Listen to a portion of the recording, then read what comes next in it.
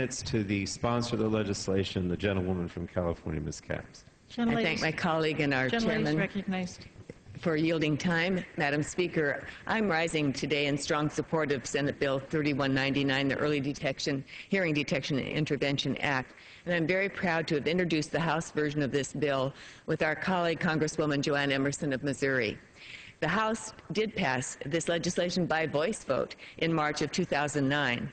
And the Senate version, introduced by Senators Snowe and Harkin, was modified by Senate Health Committee and passed by unanimous consent earlier this week. Senate Bill 3199 is non-controversial and would make needed improvements to the early hearing detection program as recommended by experts. Each year, more than 12,000 infants are born with a hearing loss.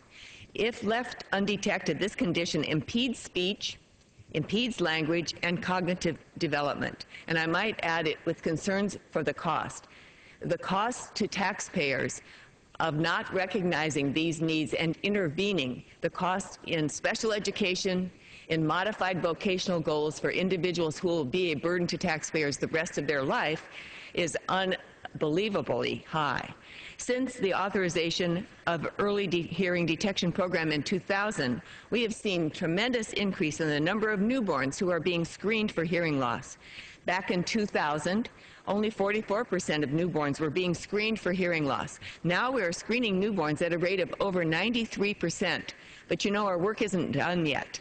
According to CDC, almost half of newborns who fail initial hearing screening do not receive appropriate follow-up care.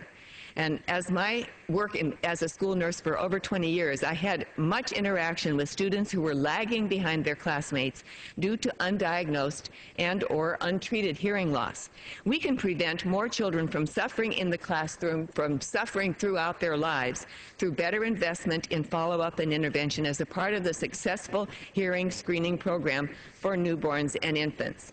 This legislation would accomplish these goals through reauthorizing the programs administered by HRSA, by CDC, and the NIH, providing grants to conduct newborn hearing screening, provide follow-up intervention to promote surveillance and research. So I am strongly urging my colleagues to join me in voting in favor of Senate Bill 3199 to continue building on the great success of these programs. And I yield back the balance of my time.